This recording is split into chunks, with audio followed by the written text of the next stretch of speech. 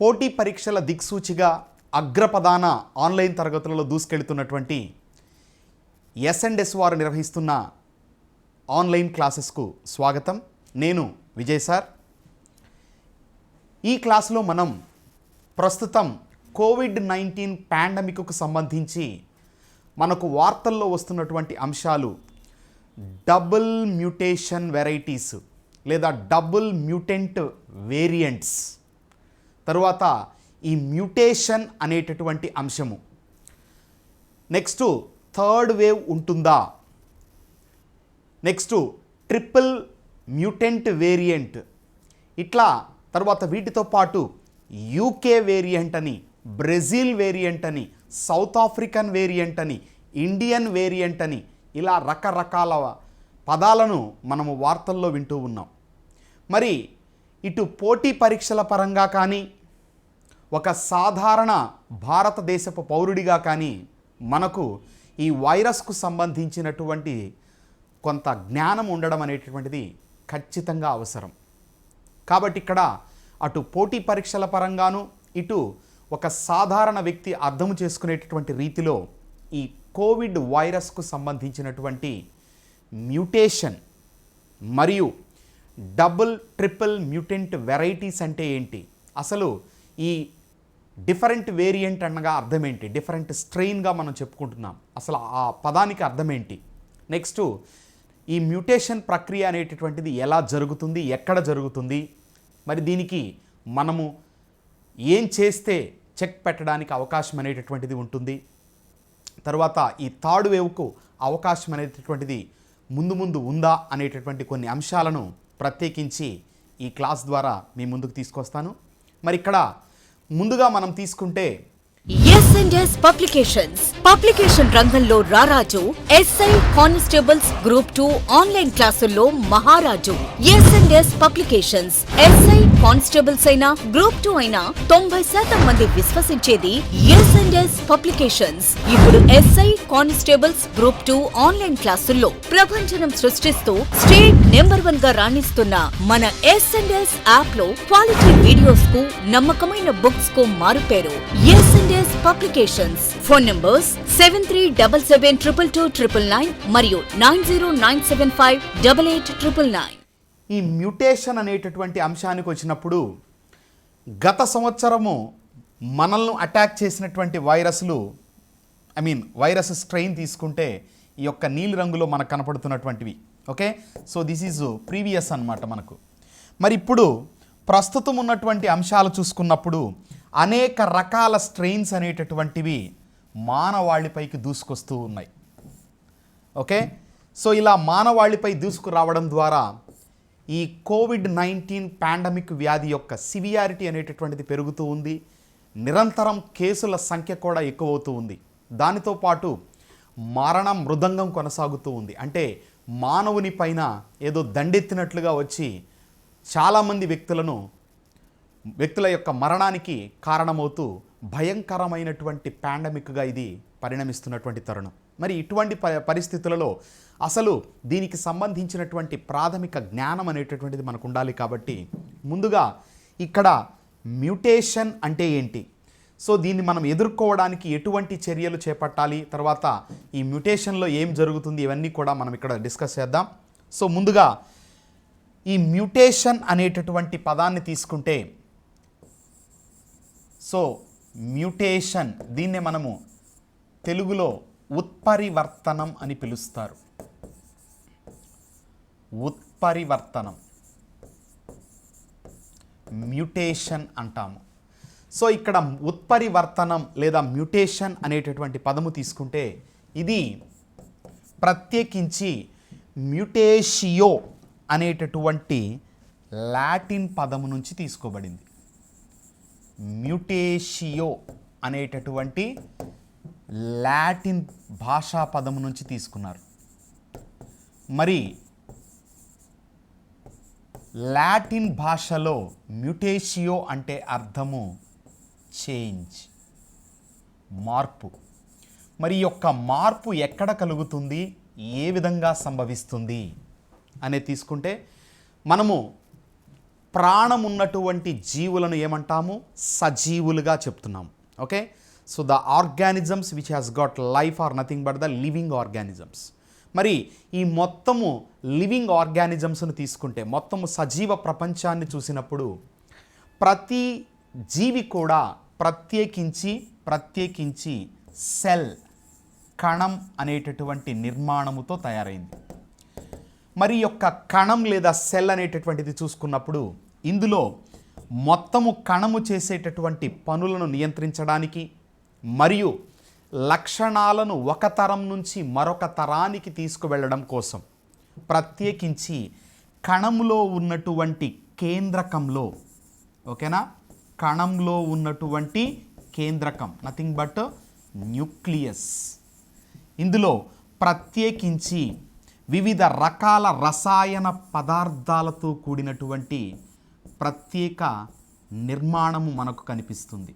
దాన్నే మనము జన్యు పదార్థం, జెనెటిక్ మెటీరియల్ అని పిలుస్తారు. ఓకే, సో ఈ యొక్క జెనెటిక్ మెటీరియల్ లేదా జన్యు పదార్థం అనేటటువంటిది తీసుకున్నప్పుడు ఇందులో ప్రత్యేకించి జీన్స్ లేదా జన్యువులు అనేటటువంటివి ఉండి మన ఒక జీవికి సంబంధించినటువంటి రకరకాల లక్షణాలను నియంత్రణ చేస్తూ ఉంటాయి. మరి ఈ జన్యువులు లేదా జీన్స్ అనేటటువంటివి ఏం చేస్తాయి? క్యారెక్టర్స్ను ఒక జనరేషన్ నుంచి మరొక జనరేషన్కు తీసుకెళ్తూ ఉంటాయి. అందుకనే లక్షణాలు అనేటటువంటివి మన తల్లిదండ్రుల నుంచి మనకొస్తే మన నుంచి మన సంతానానికి ఇలా తరతరాలకు లక్షణాలు అనేటటువంటివి సంక్రమణ చెందడం అనేది ఈ జీన్స్ వల్ల సాధ్యపడుతుంది. ఓకే, సో కాబట్టి ఇక్కడ గుర్తుంచుకోండి, మనము వేసుకునే జీన్స్ వేరు, మనలో ఉండే జీన్స్ వేరు. ఓకేనా, మనలో ఉండే జీన్స్ ఎల్లప్పుడూ ఉంటాయి, తర్వాత ఇవి శాశ్వతంగా ఉండేటటువంటి అంశాలు. ఓకే, మరి ఇలాంటి జన్యు పదార్థాన్ని మనం చూసుకుంటే సర్వసాధారణంగా మొత్తము సజీవ ప్రపంచాన్ని పరిశీలన చేసినప్పుడు ఓకే జన్యు పదార్థంగా 2 రకాల రసాయనాలు పనిచేస్తాయి, లేదా ఈ జన్యు పదార్థం అనేటటువంటిది 2 రకాల కేంద్రక ఆమ్లాలు, 2 రకాల కేంద్రక ఆమ్లాలు, లేదా వీటినే మనము న్యూక్లిక్ యాసిడ్స్ అని పిలుస్తాం. ఓకే, 2 రకాలైనటువంటి కేంద్రక ఆమ్లాలు మనకు కనిపిస్తాయి. మరి ఈ 2 రకాల కేంద్రక ఆమ్లాలు ఏంటి అనేది చూస్తే ఒకటి డిఎన్ఏ, మరొకటి ఆర్ఎన్ఏ. ఓకే, మరి డిఎన్ఏను తీసుకుంటే డిఆక్సీ రైబోజ్ న్యూక్లిక్ యాసిడ్గా దీనిని పిలుస్తాము. ఆర్ఎన్ఏని తీసుకుంటే రైబోజ్ న్యూక్లిక్ యాసిడ్గా చెప్తారు. ఎక్కువ శాతము, అధిక శాతము జీవులలో ఓకేనా డిఎన్ఏ అనేటటువంటిది జన్యు పదార్థంగా వ్యవహరిస్తుంది. ఆర్ఎన్ఏ అనేటటువంటిది చాలా తక్కువ శాతము జీవులలో జన్యు పదార్థంగా పనిచేస్తుంది. మరి మానవుని పరంగా తీసుకున్నప్పుడు మనలో డిఎన్ఏ ఉంటుంది, ఆర్ఎన్ఏ కూడా ఉంటుంది. ఓకేనా, ప్రధాన జన్యు పదార్థముగా డిఎన్ఏ వ్యవహరిస్తూ ఉంటే డిఎన్ఏ ఇచ్చేటటువంటి ఇన్స్ట్రక్షన్స్ను ఫాలో అయ్యి ప్రత్యేకంగా కొన్ని రకాల ప్రోటీన్లను తయారు చేయడంలో ఎవరు సహాయపడతారు? ఆర్ఎన్ఏ అనేటటువంటిది సహాయపడుతుంది. అంటే మానవుని పరంగా తీసుకున్నప్పుడు ఈ డిఎన్ఏ అనేటటువంటిది ఆర్ఎన్ఏకు ఇచ్చేటటువంటి సంకేతాలను బేస్ చేసుకొని ప్రోటీన్ల తయారీ అనేటటువంటిది మానవుని పరంగా జరుగుతుంది. ఓకేనా, ఉదాహరణకు ఒక సూక్ష్మ జీవి మన శరీరంలోకి ప్రవేశించింది అనుకుందాం. అప్పుడు అదేం చేస్తుందండి? ఒక ప్రత్యేక ప్రోటీన్ను తయారు చేస్తుంది. దానినే యాంటీజన్, ప్రతిజనకం అని పిలుస్తారు. ఈ యొక్క ప్రతిజనకానికి వ్యతిరేకంగా మన శరీరం ఏం చేస్తుంది? మరొక ప్రోటీనును తయారు చేస్తుంది. ఓకే, ఆ ప్రోటీనును మనం ఏమంటాము? యాంటీబాడీ, ప్రతిరక్షకము అని పిలుస్తారు. మరి ఇప్పుడు ఈ యాంటీజన్కు వ్యతిరేకంగా ఎవరు పనిచేస్తారు? యాంటీబాడీ పనిచేస్తుంది. మరి యాంటీబాడీ తయారు కావాలంటే డిఎన్ఏ ఏం చేస్తుంది? ఆర్ఎన్ఏ యొక్క సహకారంతో ప్రత్యేకంగా ఆ ప్రోటీన్ను రూపొందిస్తుంది. ఇది మానవునిలో జరిగేటటువంటి ప్రక్రియ. మరి ఇక్కడ కోవిడ్-19 వ్యాధిని కలుగచేసేటటువంటి వైరస్ను తీసుకుంటే ఇందులో జన్యు పదార్థం ఎవరయ్యా అంటే ఆర్ఎన్ఏ. ఓకేనా, సో కాబట్టి ఇక్కడ వైరస్లలో ఎక్కువ శాతం ఆల్మోస్ట్ 99.9% మనకు జన్యు పదార్థం ఏది ఉంటుంది అంటే ఆర్ఎన్ఏ ఉంటుంది. మరి ఈ ఆర్ఎన్ఏ అనేటటువంటి వైరస్లలో ఉన్న కరోనా వైరస్ లేదా SARS-CoV-2 వైరస్లో ఈ SARS-CoV-2 వైరస్ ద్వారానే మనకు ఈ కోవిడ్-19 వ్యాధి అనేటటువంటిది కలుగుతుంది. ఈ కరోనా వైరస్ను మొట్టమొదటిగా ప్రత్యేకించి మనం చూసుకున్నప్పుడు ఇది మనకు 2003లోనే SARS వ్యాధిని కలుగచేసింది. అది SARS-1గా మనం చెప్పుకుంటే ఇప్పుడు SARS-CoV-2గా దీనికి నామకరణం చేయడం అనేది జరిగింది. ఓకే, మరి ఈ SARS-CoV-2 అనేటటువంటి వైరస్ పరంగా మనం తీసుకున్నప్పుడు ఇందులో జన్యు పదార్థము ఏముంటుందయ్యా అంటే ఆర్ఎన్ఏ అనేటటువంటిది వ్యవహరిస్తుంది. ఓకే, సో కాబట్టి ఇక్కడ ఆ కరోనా వైరస్ను తీసుకున్నప్పుడు ప్రధాన జన్యు పదార్థంగా ఎవరున్నారు? ఆర్ఎన్ఏ అనేటటువంటిది ఉంటుంది. ఓకే, మరి ఇప్పుడు డిఎన్ఏ కానీ ఆర్ఎన్ఏ కానీ ఈ రెండిటికి సంబంధించి మనం చూసుకున్నప్పుడు ఆ డిఎన్ఏ అనేటటువంటి జన్యు పదార్థమైనా ఆర్ఎన్ఏ అయినా లేదా డిఎన్ఏ ఆర్ఎన్ఏ అనేటటువంటి కేంద్రక ఆమ్లాలైన న్యూక్లిక్ యాసిడ్స్ ఇవి ప్రత్యేకించి వేటితో తయారవుతాయి అంటే న్యూక్లియోటైడులు అనే నిర్మాణాలతో తయారవుతాయి. వేటితో అండి? న్యూక్లియోటైడులు. ఓకే, సో డిఎన్ఏ మరియు ఆర్ఎన్ఏ అనేటటువంటివి వేటితో నిర్మితమవుతాయి? They are completely made up of nucleotides. Okay, మరి ఒక న్యూక్లియోటైడ్ను గనక మనం తీసుకుంటే ఈ న్యూక్లియోటైడ్లో మనకు ఏమేమి కనిపిస్తాయి అని చూసుకున్నప్పుడు న్యూక్లియోటైడ్లు అనేటటువంటివి ప్రధానంగా 3 రకాలైనటువంటి రసాయనాలతో తయారవుతాయి. So a nucleotide is made up of 3 types of chemical compounds. ఏంటి సార్ అవి? నంబర్ 1 5 కర్బన పరమాణువులు కలిగినటువంటి 5 carbon compound called ribose sugar. Okay, ribose చక్కెర. సో ఈ యొక్క రైబోజు చక్కెర వన్ ఆఫ్ ద కాంపోనెంట్గా ఉంటుంది. నెక్స్ట్ రెండవ కాంపోనెంట్గా ఫాస్ఫేట్ అణువు, ఫాస్ఫేట్ మాలిక్యూల్ ఉంటుంది. ఫాస్ఫేట్ అణువు. Okay, so phosphate molecule will be present as the second constituent of this nucleotide. Okay, phosphate molecule. Now the third constituent is nothing but nitrogen bases, నత్రజని క్షారాలు. నత్రజని క్షారాలు, nitrogen bases. So ఈ యొక్క nitrogen బేసెస్ను చూసినప్పుడు ఇవి మనం ఎలా ఉంటాయనేది చూద్దాం. సో ఈ 3 రకాలైనటువంటి కాంపోనెంట్స్ మనకు ఒక న్యూక్లియోటైడ్లో కనబడతాయి. మరి ఇక్కడ పర్టికులర్గా మనం చూసుకున్నప్పుడు ఈ నత్రజని క్షారాలు అంటే ఏంటి, అవి అసలు ఎన్నున్నాయి అనేది తీసుకుంటే మనకు ఈ మ్యూటేషన్ పరంగా ఉండేటటువంటి అంశము అర్థమవుతుంది. ఓకే, సో ఇక్కడ నత్రజని క్షారాలు తీసుకుంటే మొత్తము 4 రకాలైనటువంటి నత్రజని క్షారాలు మనకు కనబడతాయి. ఓకే, సో ఏంటి సార్ ఆ 4 రకాలు అంటే నంబర్ 1 అడినైన్. ఓకే, సో దీన్నే మనము క్యాపిటల్ ఏ అనేటటువంటి అక్షరముతో సూచిస్తాం. Okay, adenine. Next guanine or guanine otherwise.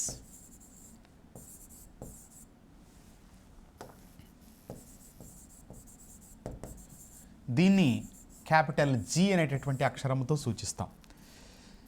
3 cytosine. Okay, cytosine. So దీనిని క్యాపిటల్ సి అక్షరంతో సూచిస్తారు. ఇక 4 థయామిన్. ఓకే,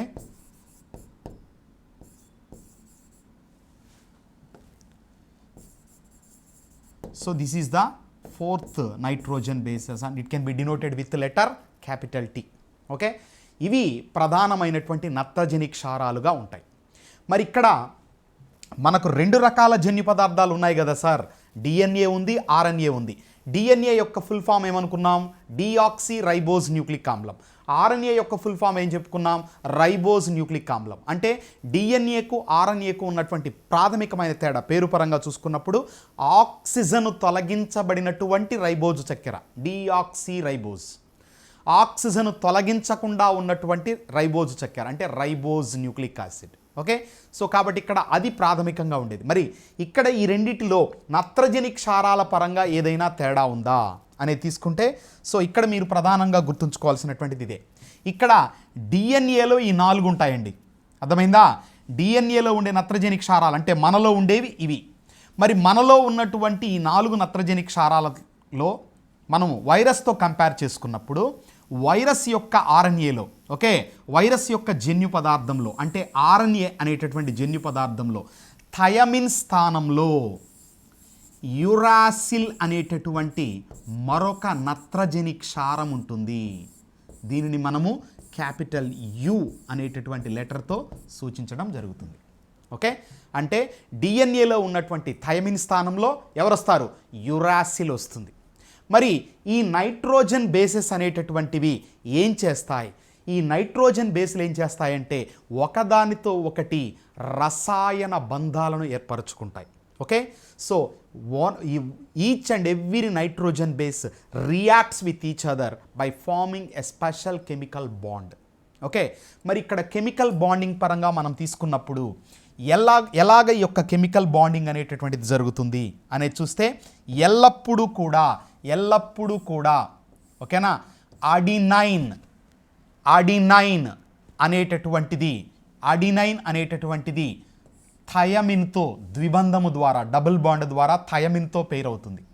అలాగే థయమిన్ అనేటటువంటిది అడినైన్తో పేర్ అవ్వడం అనేటటువంటిది జరుగుతుంది. ఓకే, మరి ఇక్కడ మనకు కరోనా వైరస్ పరంగా చూసుకున్నప్పుడు జన్యు పదార్థము ఆర్ఎన్ఏ కాబట్టి థయమిన్ ప్లేస్లోకి ఎవరు వస్తారండి? థయమిన్ ప్లేస్లోకి ఎవరు వస్తారు? ఓకే, థయమిన్ ప్లేస్లోకి ఎవరు వస్తారు? యురాసిల్ వస్తుంది. Okay, so this is about the change that we have to observe in the virus. ఓకేనా, సో వైరస్ పరంగా ఉండేటటువంటి చేంజ్ మాత్రం, కరోనా వైరస్ పరంగా ఉండేది లేదా వైరస్ పరంగా ఉండే చేంజ్ మాత్రం అది మనం గుర్తుంచుకోవాలి అక్కడ. ఓకే, అంటే థయమిన్ ఉండదు కాబట్టి ఎవరు వస్తారు? యురాసిల్ వస్తుంది. కాబట్టి ఇక్కడ అడినైన్కు థయమిన్కు పెయిరింగ్ జరగవచ్చు, లేదా అడినైన్కు యురాసిల్కు జరగవచ్చు. ఇక మధ్యలో 2 ఉన్నాయి. ఎవరు వాళ్ళు? ఒకరు గ్వానిన్, 2 సైటోసిన్. సో ఇక్కడ ఎల్లప్పుడూ వీటి పరంగా తీసుకున్నప్పుడు గ్వానిన్ అనేటటువంటిది సైటోసిన్తో కానీ సైటోసిన్ అనేటటువంటిది గ్వానిన్తో కానీ ట్రిపుల్ బాండ్తో బాండ్ ఫార్మేషన్ జరుగుతుంది. ఓకే, సో ఇప్పుడు ఈ నత్రజని క్షారాలు నైట్రోజన్ బేసెస్ యొక్క రసాయన బంధాల ఫలితంగా మనకు ఒక ప్రత్యేకమైనటువంటి యూనిట్ తయారవుతుంది. ఆ యూనిట్ని ఎలా చెప్పుకోవాలి అంటే, ఫర్ ఎగ్జాంపుల్ ఇక్కడ చూడండి, కరోనా వైరస్ పరంగా నేను చెప్తున్నాను. కరోనా వైరస్ పరంగా ఏసియు అనేది ఉందనుకున్నాం. అప్పుడు దీని యొక్క పెయిరింగ్ ఎలా ఉంటుందండి? ఏసియు అనేది ఒక సీక్వెన్స్ అనుకుందాం. ఓకే, ఏసియు అనేటటువంటి సీక్వెన్స్కు మనం ఏం చేస్తున్నాం? పెయిరింగ్ చేస్తున్నాం. పెయిరింగ్ అంటే ఎలా చేయాలి మనము? ఆల్వేస్ అడినైన్ దేంతో పేర్ అవుతుంది అనుకున్నాం? యురాసిల్తో. కాబట్టి ఇక్కడ ఖచ్చితంగా ఎవరుంటారు? యురాసిల్ ఉంటుంది. తరువాత సైటోసిన్కు ఎవరితో పేర్ అవుతుంది? ఎల్లప్పుడూ సైటోసిన్ అనేటటువంటిది గ్వానిన్తో పేర్ అవుతుంది, అవునా? తర్వాత యురాసిల్ దేంతో పేర్ అవుతుంది? అడినైన్తో పేర్ అవుతుంది. క్లియర్? ఇప్పుడు ఈ 3 నత్రజని క్షారాలు నైట్రోజన్ బేసెస్తో కలిసినటువంటి దీనినే కోడాన్ అని పిలుస్తారు. ఓకే, సో ఈ యొక్క కోడాన్ అనేటటువంటిది ఏం చేస్తుందంటే ఒక నిర్దిష్ట లక్షణాన్ని నియంత్రించడంలో కీలక పాత్రను పోషిస్తుంది. సో ఈ యొక్క కోడాన్ను బేస్ చేసుకొని, అంటే ఈ ఇచ్చినటువంటి సీక్వెన్స్ను బేస్ చేసుకొని, ఓకే, మీకు ఇందాక చెప్పాను కదా, డిఎన్ఏ అనేటటువంటిది ఏం చేస్తుంది? ఆర్ఎన్ఏ సహకారంతో ఏం చేసుకుంటుంది? ప్రోటీన్లను తయారు చేస్తుందని చెప్పుకున్నాం. ఈ ఆర్ఎన్ఏ నుంచి ప్రోటీన్ల తయారీలో ప్రత్యేకించి రైబోజోములు అనేటటువంటి కణాంగాలు కూడా ఇక్కడ పాల్గొంటాయి. ఓకే, సో రైబోజోమ్స్ అనేటటువంటి ప్రత్యేక నిర్మాణాలు కూడా ఈ ప్రక్రియలో పాలు పంచుకుంటాయి. ఎందుకంటే ఒక ప్రోటీన్ తయారు చేయగలిగినటువంటి ఏకైక నిర్మాణం ఏది అంటే రైబోజోమ్సే. కాబట్టి రైబోజోమ్స్ యొక్క సహకారం తీసుకొని ఆర్ఎన్ఏ ఏం చేస్తుంది, ప్రోటీన్లను రూపొందిస్తుంది. అది మామూలుగా జరిగేటటువంటి ప్రక్రియ. మరి ప్రకృతిలో మనకు తెలిసి చాలా రకాలైనటువంటి అమైనో ఆమ్లాలు ఉన్నాయి. ఓకే, మొత్తము 24 రకాల అమైనో ఆమ్లాలు ప్రకృతిలో లభిస్తున్నాయి. ఓకే, మరి ఏంటండి ఈ యొక్క అమైనో ఆమ్లాలు? ప్రోటీన్లను నిర్మించే ప్రోటీన్ల యొక్క ప్రమాణాలను ఏమని పిలుస్తాం? అమైనో ఆమ్లాలుగా అభివర్ణిస్తారు. Okay, the units of proteins are nothing but amino acids. మరి యొక్క అమైనో ఆమ్లాలు మొత్తం 24 వరకు ప్రకృతిలో లభిస్తే ఎక్కువ శాతము ప్రోటీన్స్ అనేటటువంటివి 20 అమైనో ఆమ్లాలను కలిగి ఉంటాయి. ఓకే, ఇప్పుడు ఈ కోడాన్ను బేస్ చేసుకొని అమైనో ఆమ్లాలను ఉపయోగించుకొని, అంటే మొత్తం మీద ఉన్నటువంటి 24లో 20 ఎక్కువ శాతం అధిక జీవులలో ఉంటున్నాయి కాబట్టి ఈ 20 రకాల అమైనో ఆమ్లాలను ఉపయోగించుకొని ఏం జరుగుతుంది, ఒక ప్రోటీన్ యొక్క రూపకల్పన జరుగుతుంది. ఓకే, మరి ఆ ప్రోటీన్ను రూపొందించేటప్పుడు ఏ అమైనో ఆమ్లాలైతే ఆ ప్రోటీను తయారీలో పాలు పంచుకుంటున్నాయో ఆ అమైనో ఆమ్లాల యొక్క సింబల్స్ను బేస్ చేసుకొని తయారైనటువంటి ప్రోటీనుకు ఏం చేస్తారు, పేరు పెట్టడం అనేటటువంటిది జరుగుతుంది. ఫర్ ఎగ్జాంపుల్ మనకిక్కడ 20 రకాల అమైనో ఆమ్లాలు ఉన్నాయనుకుందాం కదండి. మరి ఈ 20 రకాల అమైనో ఆమ్లాల పరంగా మనం చూసుకుంటే జస్ట్ ఇక్కడ మీరు చూడండి, అలనైన్, ఆర్జినైన్, ఆస్పర్జైన్, ఆస్పర్టేట్, సిస్టిన్, ఇలా మనకు, లేదా ఆస్పార్టిక్ యాసిడ్, ఇలా మనకు ఈ యొక్క అమైనో ఆమ్లాలు అనేటటువంటివి ఉంటాయి. ఓకే, మరి ఈ అమైనో ఆమ్లాలకు సంబంధించిన షార్ట్ ఫామ్ ఆఫ్ లెటర్ చూడండి. అలనైన్కు ఏం పెట్టున్నారు, క్యాపిటల్ ఏ. సిస్టైన్కు సి, ఆస్పార్టిక్ యాసిడ్కు డి, గ్లూటామిక్ యాసిడ్కు ఈ, ఫినైల్ అలనిన్కు ఎఫ్, గ్లైసిన్కు జి, హిస్టిడిన్కు హెచ్, ఐసోల్యూసిన్కు ఐ, లైసిన్కు కే, ల్యూసిన్కు ఎల్, మిథియోనైన్కు ఎం, ఆస్పర్జైన్కు ఎన్, ఫైరిలోసిన్కు ఓ, ప్రొలైన్కు పి, గ్లూటమైన్కు క్యూ, ఆర్జినైన్కు ఆర్, సిరైన్కు ఎస్, థియోనైన్కు టీ, సిలినోసిస్టైన్కు యు, వాలైన్కు వి, ట్రిప్టోఫాన్కు డబ్ల్యూ, థైరోసిన్కు వై అనేటటువంటి అక్షరాలు ఇక్కడ మనకు సూచించి ఉన్నారు. ఓకే, ఇప్పుడు ఒక ప్రోటీన్ అనేటటువంటిది ఫర్ ఎగ్జాంపుల్ మనకు ఆస్పార్టిక్ యాసిడ్, సిస్టిన్, తర్వాత అలనిన్తో తయారైందనుకోండి. ఆ మూడిటికి సంబంధించిన లెటర్స్ ఏంటి, ఏసిడి అని సూచించడం జరుగుతుంది. అర్థమైందా? ఇలా ప్రత్యేకించి ఒక ప్రోటీన్ యొక్క రూపకల్పన కోసం ఈ జన్యు పదార్థము రూపొందించేటటువంటి ఈ నైట్రోజన్ బేసెస్తో కూడుకున్న దీనినే మనం ఏమంటున్నాం, కోడాన్ అని పిలుస్తున్నారు. ఓకే, సో ఈ కోడాన్ అనేటటువంటిది ఏర్పడితేనే ఒక ప్రోటీన్ రూపకల్పన జరుగుతుంది. ఒక ప్రోటీన్ రూపకల్పన జరిగితేనే ఆ జీవికి సంబంధించినటువంటి వివిధ రకాల లక్షణాల నిర్ధారణ జరుగుతుంది. రైట్? సో ఇక్కడ మీరు ఈ పాయింట్ని చాలా జాగ్రత్తగా అర్థం చేసుకొని ఉండాలి. ఓకే, సో కాబట్టి మరలా చెప్తున్నాను చూడండి, ఈ నత్రజని క్షారాల యొక్క నైట్రోజన్ బేసెస్ యొక్క బేస్ పెయిరింగ్ ఫలితంగా, okay, so it leads to the formation of a codon which is responsible for a particular protein, and because of the formation of this protein definitely morphologically, physiologically characters ఏవైతే ఉన్నాయో ఇవన్నీ కూడా మనకు determine అవ్వడం అనేటటువంటిది జరుగుతుంది. Okay, అలాగే మన బాడీలో తీసుకున్నప్పుడు మన స్కిన్ కలర్ కావచ్చు, హైట్ కావచ్చు, హెయిర్ కలర్ కావచ్చు, హెయిర్ యొక్క మార్ఫలాజికల్ ఫీచర్స్ కావచ్చు, కొంతమందికి కర్లింగ్ హెయిర్ ఉంటే, కొంతమందికి స్మూత్గా ఉండేది ఉంటే, కొంతమందికి ఇట్లా ముందుకు పొడుచుకొచ్చినట్లుగా రకరకాలుగా మనం చూస్తూ ఉన్నాం. మరి ఇవన్నీ కూడా ఎలా లక్షణాలు ఏర్పడుతున్నాయంటే this is because of this genetic material. మరి అలాంటి జన్యు పదార్థమే ఎవరిలో ఉందండి, కరోనా వైరస్లో కూడా ఉంది. మరి యొక్క కరోనా వైరస్ అయినటువంటి SARS-CoV-2 వైరస్లో ఉన్న ఈ జన్యు పదార్థము DNA లాగా తనంతట తానుగా అభివృద్ధి చెందజేయలేదు. అంటే తనంతట తానుగా తన యొక్క సంఖ్యను పెంచుకునే సామర్థ్యము ఈ యొక్క RNAకు లేదు. మరి ఎవరికి ఉంది, కేవలం DNAకు మాత్రమే ఉంది. మరి SARS-CoV-2 వైరస్లో DNA ఉందా, లేదు. ఎవరున్నారు, RNA ఉంది. మరి ఇప్పుడు ఈ యొక్క RNA ఏం చేయాలి, తన సంఖ్యను పెంచుకుంటూ పోవాలి. మరి అలా పెంచుకునేటటువంటి సామర్థ్యము ఆర్ఎన్ఏకు లేదు కాబట్టి వైరస్లను చాలా సంవత్సరాల పాటు నిర్జీవులుగా భావించారు. ఓకే, ఎందుకంటే ఎటువంటి మార్పులు అనేటటువంటివి వైరస్లలో బయట ఉన్నప్పుడు జరగట్లేదు. కేవలం అవి ఒక జీవి యొక్క శరీరంలోకి ప్రవేశించినప్పుడు మాత్రమే ఏమవుతున్నాయి, జరుగుతూ ఉన్నాయి. ఓకేనా? సో కాబట్టే సజీవులకు నిర్జీవులకు మధ్య వారధులుగా ఈ వైరస్లను చెప్పడం అనేటటువంటిది జరుగుతుంది. మరి అలాంటి SARS-CoV-2 వైరస్ ఏం చేస్తోంది, ఒక మానవ శరీరంలోకి ప్రవేశిస్తుంది. Okay, is nothing but the host. మరి ఇప్పుడు ఈ యొక్క హోస్ట్ బాడీలోకి వచ్చింది. హోస్ట్ బాడీలో హోస్ట్కు సంబంధించినటువంటి జన్యు పదార్థం ఉంది, అవునా? సో హోస్ట్కు సంబంధించిన జన్యు పదార్థంలోకి వైరస్ ఏం చేస్తుంది అంటే, ఓకేనా, ఈ కరోనా వైరస్ ఏం చేస్తుంది అంటే తనలో ఉన్నటువంటి ఈ ప్రత్యేక ప్రోటీన్స్ అంటాం వీటిని, ఇవన్నీ కూడా ప్రోటీన్స్ అండి. సో ఈ ప్రోటీన్స్ మొత్తము కూడా వైరస్ను ఆవరించి ఉంటాయి. వీటినే మనము స్పైక్ ప్రోటీన్స్ అంటారు. స్పైక్ ప్రోటీన్స్ అంటారు. ఈ స్పైక్ ప్రోటీన్స్ సహాయముతో, ఓకేనా, స్పైక్ ప్రోటీన్స్ సహాయముతో ఏం చేస్తుంది, ఇది హోస్ట్ సెల్ అనుకుందాం, అంటే మానవుని యొక్క శరీర కణం అనుకుందాం. ఇప్పుడు ఈ యొక్క వైరస్ ఏం చేస్తుందండి, వచ్చి మానవ శరీర కణంలో ఏదో ఒక భాగానికి ఈ స్పైక్స్ను అంటిపెట్టుకొని లోపలికి వెళ్ళడానికి ప్రయత్నం చేస్తుంది. ఓకే, అలా లోపలికి ప్రవేశించడానికి ఈ ప్రోటీన్స్ అనేటటువంటివి సహాయపడతాయి. ఓకే, ఇప్పుడు ఇది లోపలికి ప్రవేశించింది.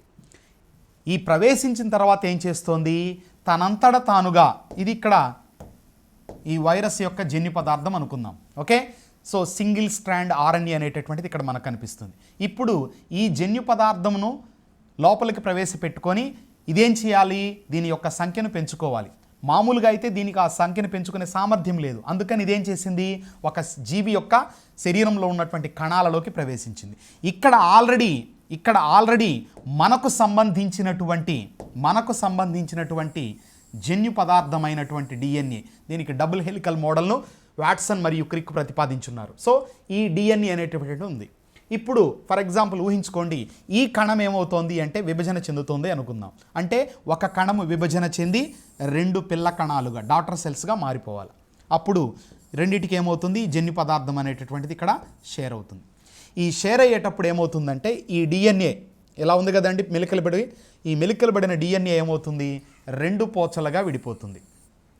ఓకే, సో ఇలా 2 పోచలుగా విడిపోయిన తర్వాత మనకు ఆల్రెడీ తెలుసు, ఏం తెలుసు, ఇక్కడ మనం చూసుకుంటే ఈ పెయిరింగ్ను బట్టి తీసుకున్నప్పుడు, ఓకేనా, ఆ పెయిరింగ్ను బట్టి బాండ్ ఫార్మేషన్ మనకు అర్థమై ఉంది. మరి ఇక్కడ ఈ విడిపోయినప్పుడు చూడండి ఎలా ఉంది, విడిపోయినప్పుడు ఇక్కడ అడినైన్ ఉంది, ఇక్కడ థయమిన్ ఉంది, డిఎన్ఏ కాబట్టి ఇది హ్యూమన్ డిఎన్ఏ. ఓకేనా, హ్యూమన్ డిఎన్ఏ, ఇది వైరల్ ఆర్ఎన్ఏ. ఓకేనా, సో ఇక్కడ థయమిన్ ఉంది, తర్వాత గ్వానిన్ ఉంది, సైటోసిన్ ఉంది, నెక్స్ట్ థయమిన్ ఉంది, నెక్స్ట్ అడినైన్ ఉంది, ఇలా ఉందనుకుందాం. ఇప్పుడు దీనికి కాంటెంపరీగా ఏర్పడేటటువంటి దీనిలో ఏముంటుంది, అడినైన్కు ఉంటే థయమిన్ వస్తుంది, థయమిన్ ఉంటే అడినైన్ వస్తుంది, గ్వానిన్ ఉంటే సైటోసిన్ వస్తుంది, సైటోసిన్ ఉంటే గ్వానైన్ ఏర్పడుతుంది, థయమిన్ అయితే అడినైన్ అయితే థయమిన్. ఇలా పెయిరింగ్ జరిగి ఒక స్ట్రాండ్ నుంచి, అంటే ఒక్కొక్క స్ట్రాండ్ నుంచి తనను పోలినటువంటి మరొక స్ట్రాండ్ తయారవుతుంది. ఓకేనా, ఇలా ఒక డిఎన్ఏ పోచ తనను పోలినటువంటి మరొక పోచను తయారు చేసుకోవడాన్నే మనం ఏమంటామంటే రెప్లికేషన్ అంటాం. Okay, replication. సో రెప్లికా అంటే సేమ్, రెప్లికేషన్ అని పిలుస్తారు. మరి యొక్క రెప్లికేషన్ ప్రాసెస్ అనేది సహజంగా డిఎన్ఏలో, అంటే మానవ శరీర కణంలో జరుగుతుంది. కానీ వైరస్లో ఉన్న ఆర్ఎన్ఏకు ఆ సహజంగా రెప్లికేషన్ చేసేటటువంటి ప్రక్రియ తెలియదు, లేదు కూడా, అసలు ఆ సామర్థ్యమే లేదు. అందుకని ఇదేం చేస్తుందంటే, ఏ డిఎన్ఏ అయితే లోపల విభజన చెందుతూ కణాల సంఖ్యను పెంచుకుంటూ పోతుందో ఆ డిఎన్ఏతో తన యొక్క జన్యు పదార్థాన్ని ఏం చేస్తుంది, తన యొక్క జన్యు పదార్థమైనటువంటి వైరల్ ఆర్ఎన్ఏని ఏం చేస్తుంది, లింక్ చేస్తుంది.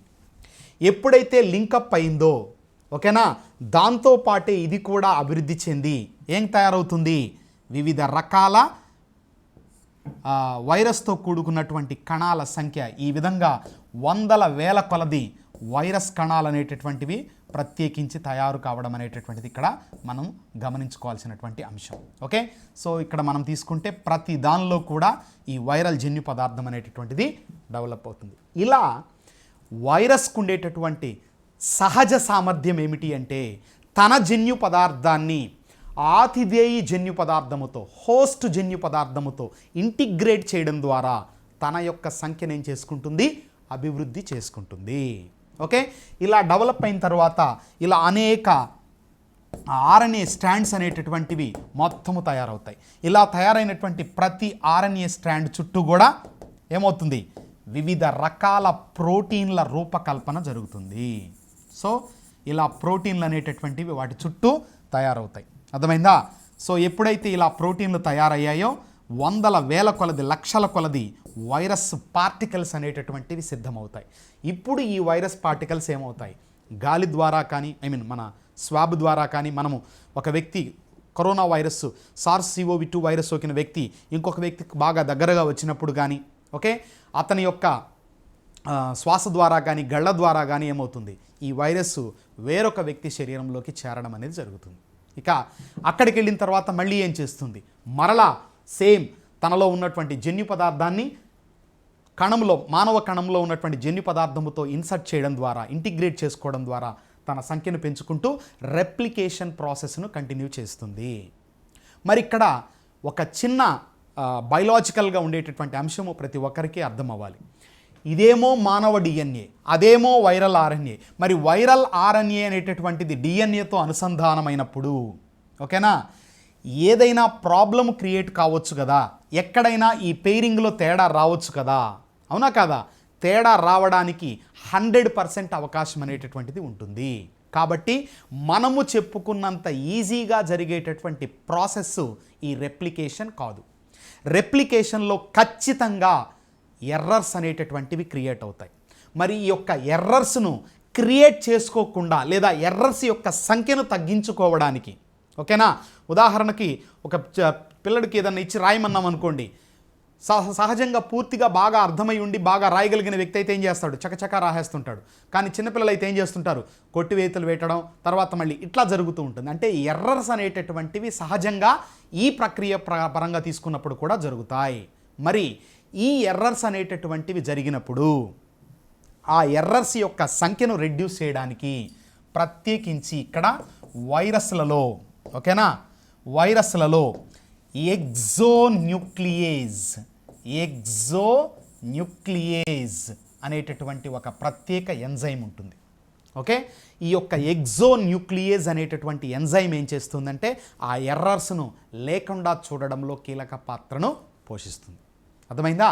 సో ఇలా ఎగ్జోన్యూక్లియేజ్ అనేటటువంటి ఎంజైమ్ సహాయముతో ప్రత్యేకించి ఆర్ఎన్ఏ వైరస్ అయినటువంటి SARS-CoV-2 ఏం చేస్తుందంటే ఎర్రర్స్ను రెడ్యూస్ చేసుకొని తనను పోలినటువంటి కాపీ ఏదైతే ఉందో, ఏదైతే లోపలికి వచ్చిందో అలాంటి కాపీనే తయారు చేసుకోవడానికి ఇక్కడ ఏర్పాట్లు అనేటటువంటివి చేస్తుంది. ఓకే.